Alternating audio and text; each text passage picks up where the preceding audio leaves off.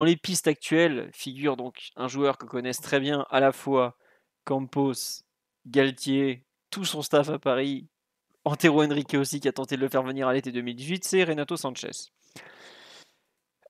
Aujourd'hui, la situation est qu'il a 1 an de la fin de son contrat. Il aurait déjà dû partir l'été dernier à Barcelone, mais le Barça n'avait pas l'argent, donc il a fait 1 an de plus de façon inattendue. Il est bien évidemment très connu au PSG, comme je viens de le dire.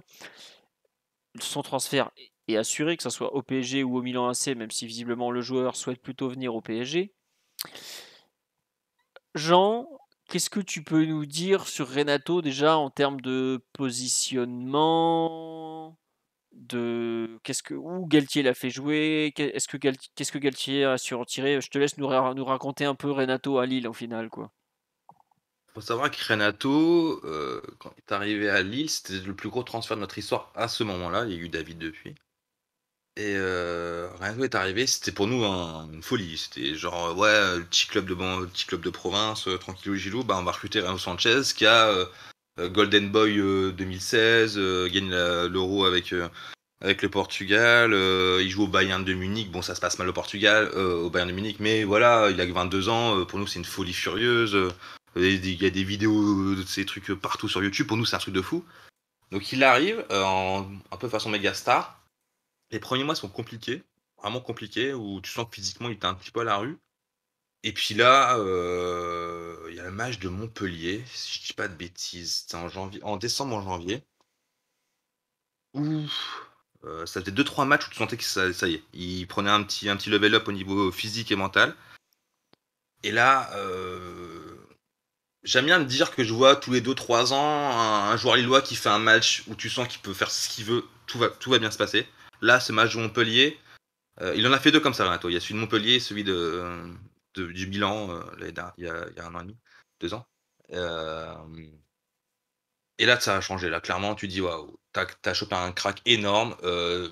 C'est un joueur classe mondiale. Quand il est comme ça, je pense clairement qu'il y a personne à son niveau. Moi, j'ai jamais vu quelqu'un aussi dominant au milieu de terrain.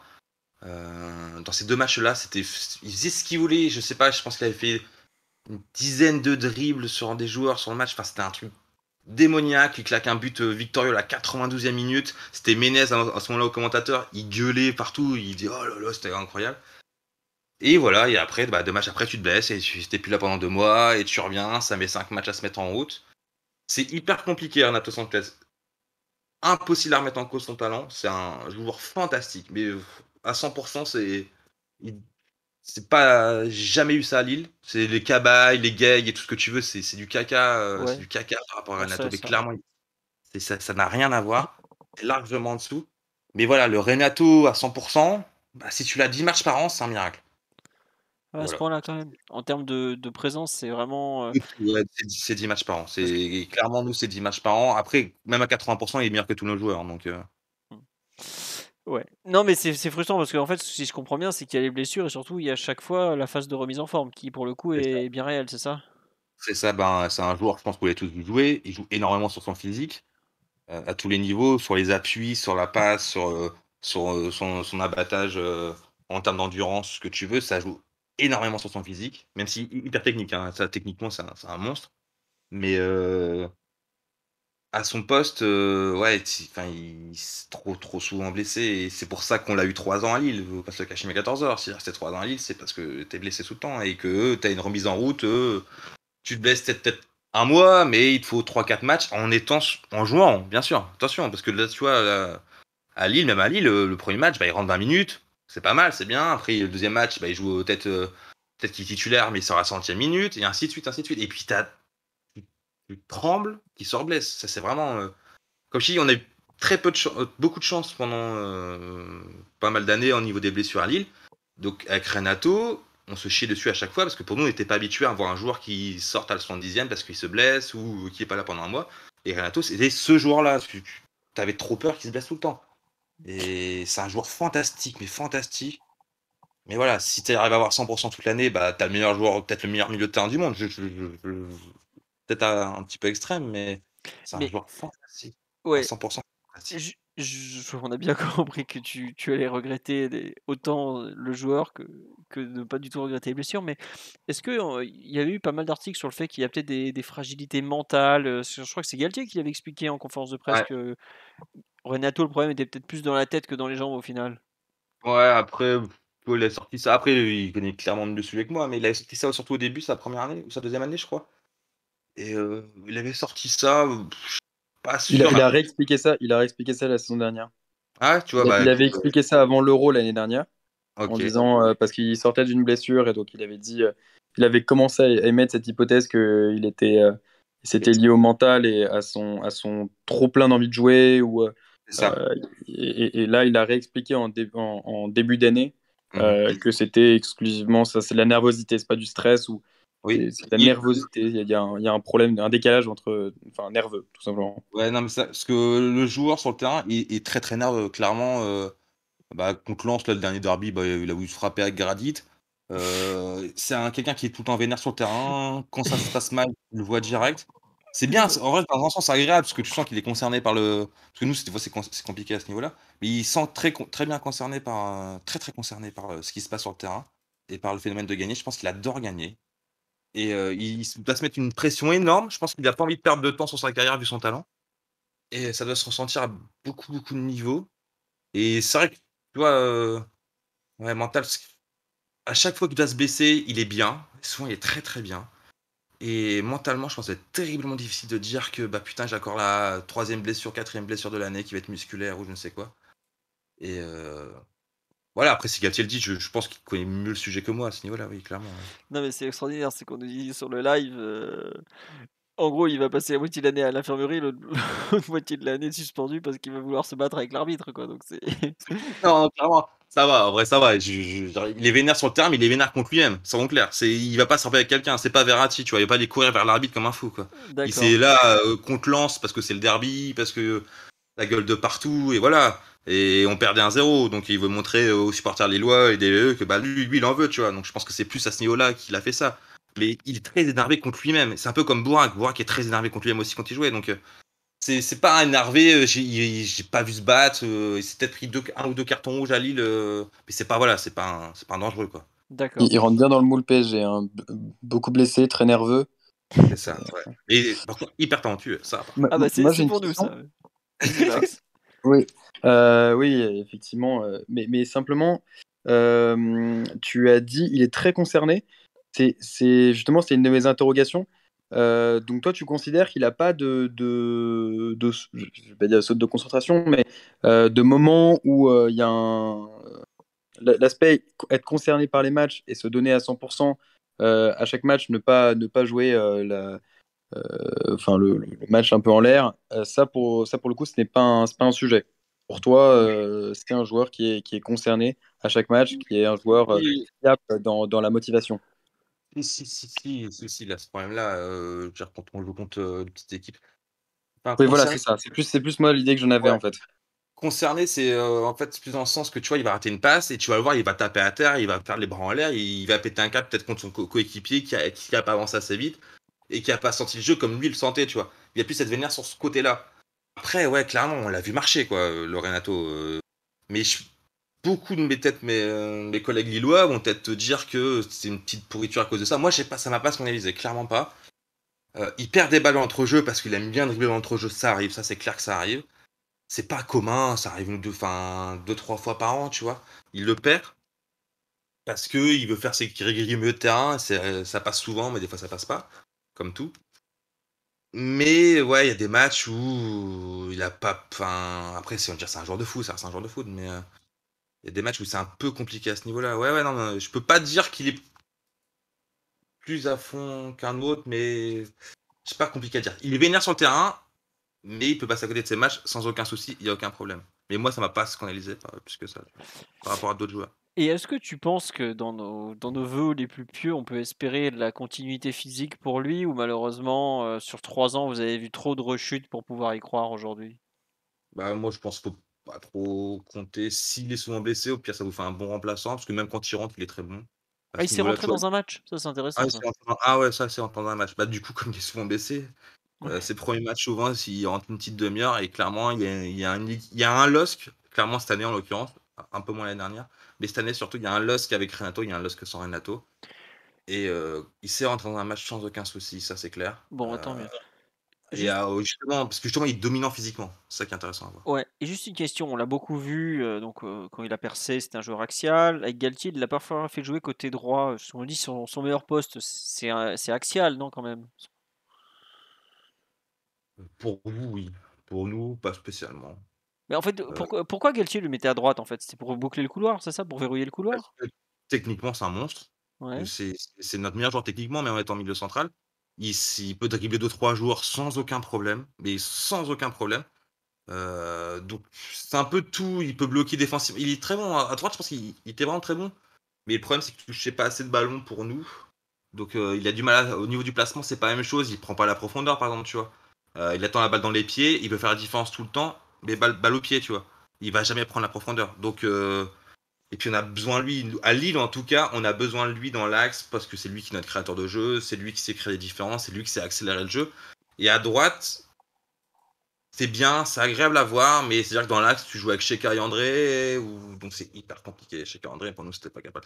Donc vous, c'est plus dans l'axe, clairement, je pense que il va pas prendre la place d'un Mbappé ou d'un Neymar. Je sais pas qui joue à droite chez vous là maintenant. Bah, Di plus Maria, grand. En fait, justement, quand on a commencé à voir la rumeur Galtier, la rumeur Renato, on s'est dit, est-ce qu'il va poser son 4-4-2 avec Renato à droite? Parce que vu qu'on non, n'avait plus Di Maria, on s'est posé cette question. Ou est-ce que justement, on va jouer. Enfin là, il a dit qu'il comptait jouer qu'une défense à 3, donc j'imagine qu'il va pas mettre, il va pas le mettre sur le poste de Hakimi en piston, hein. non, non, Mais par non, contre, clairement. donc, si on joue avec deux milieux, est-ce que ça serait Verratti et lui ou Vitinha par exemple? Est-ce que ça serait les trois ensemble?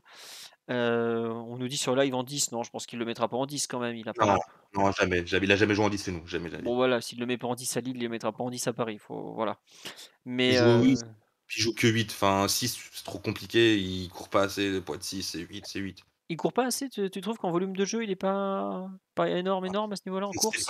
C'est pas la dinguerie, c'est pas un mec qui. C'est pas un Onana, c'est pas André, clairement pas à ce niveau-là. Non, non, non, c'est pas. Moi, c'est un 8, hein, André. Sanchez, c'est un 8. Si tu veux avoir ses capacités. En fait, il faut qu'il est capable d'avoir ses capacités techniques pour jouer offensivement, parce que offensivement, il est bien meilleur que défensivement, ça c'est clair et net. Offensivement, c'est un crack absolu. Et donc 8, c'est clairement son poste. Il peut jouer c'est un box-to-box, c'est un milieu box-to-box. Mais 6, c'est plus compliqué pour lui. Je trouve que c'est clairement pas son meilleur poste. D'accord. Clairement pas. Et donc en fait, si on jouait avec par exemple un milieu à 3, il serait plutôt relayeur droit quoi. Ouais, nous, il joue à gauche, relayeur Ah, gauche chez nous. il joue relayeur gauche vous? D'accord. Ouais, il joue axe gauche chez nous, ouais. C'est André qui joue axe droit chez nous. D'accord, donc ça voudrait dire qu'on refait basculer Verratti possiblement de l'autre côté, parce que Verratti joue relayeur gauche chez nous depuis quelques saisons, alors qu'il a. Après, si tu veux mon avis, moi, je pense que Renato, il vient pas chez vous pour être titulaire. Je Non. pense pas que Campos le voit comme ça. Je pense que c'est plus une opportunité de marché à 10-15 millions d'euros, qui est scandaleusement peu pour le joueur. Et je le vois plus tourner à la place d'un Verratti. J'ai du mal à voir Verratti et Sanchez ensemble. Tu vois, c'est deux joueurs qui aiment bien toucher le ballon. Sanchez adore toucher le ballon. Donc, dans ma tête, j'ai du mal à voir titulaire hein, par rapport à votre effectif actuel, tu vois, D'accord, bon, ça clairement. nous fait encore un joueur qui touche beaucoup le ballon. Ça, c'était pas tout à fait au programme. Max, Omar ou l'ami Raphaël qui vient d'arriver, est-ce que vous avez une question pour Jean? Bonsoir Raphaël. Bonsoir, est-ce qu'on m'entend bien? Oui, on t'entend bien. Il y a le petit écho très vu du banc. Tu es au top, Ah Raphaël. non, non, je dois pas avoir d'écho Non, normalement. non, Ah non, mince. c'est la pièce, donc t'inquiète pas, c'est normal, t'inquiète pas. Ah, Ta belle voix est là, on n'entend que toi, Raphaël.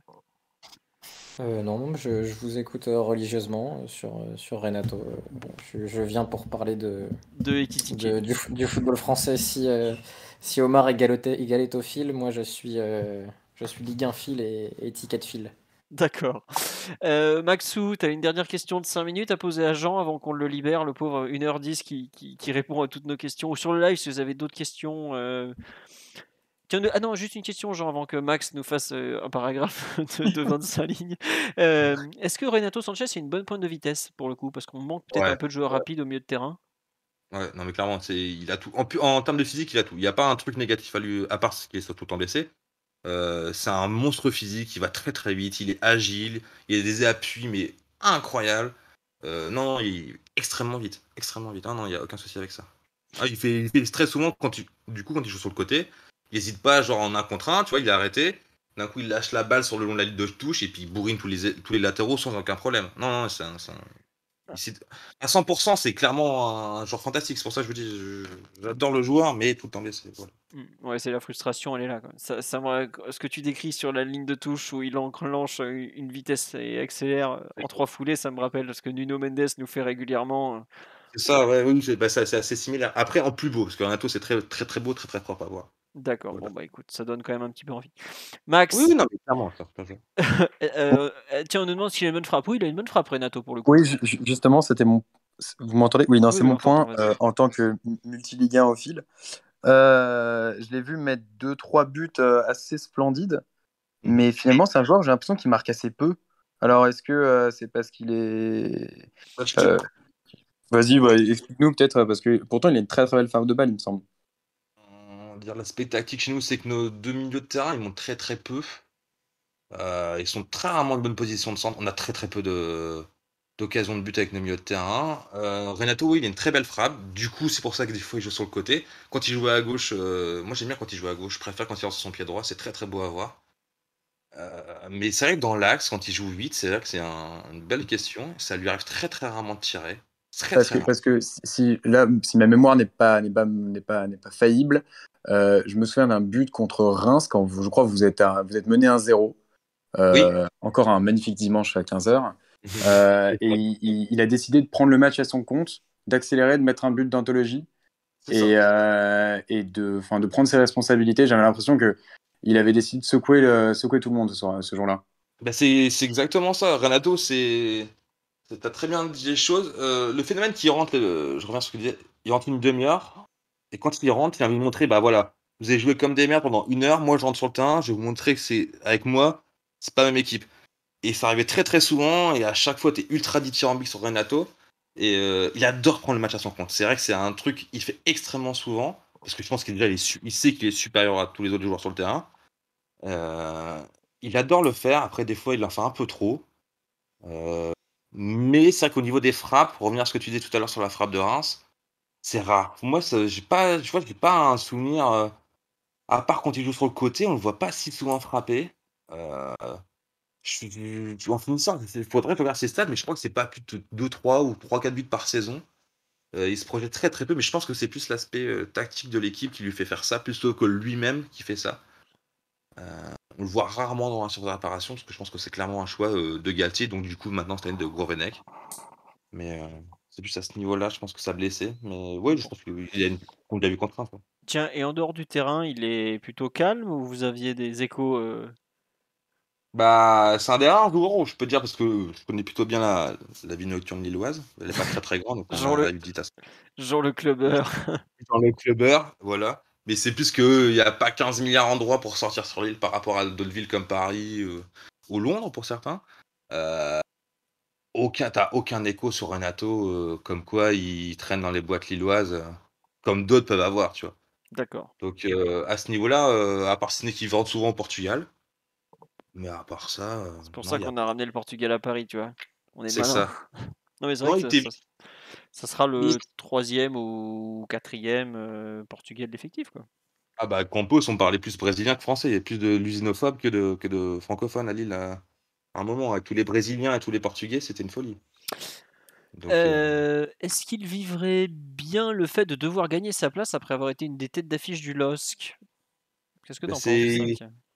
il faut bien se dire qu'à Lille, c'était pas indiscutable, hein, le Renato, vu qu'il se blessait souvent. C'est compliqué pour un coach de se dire, bah, j'ai tourné mon équipe autour d'un mec qui va jouer 25 matchs dans l'année.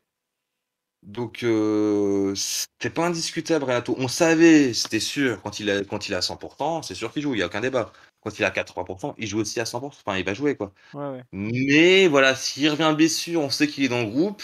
C'est pas parce qu'il est dans le groupe qu'il va être titulaire. Donc, il était pas spécialement indiscutable. Et c'est pour ça, justement, ses rentrées en match étaient souvent très intéressantes à ce niveau-là. Mais c'est peut-être ça qui intéresse Campos, justement.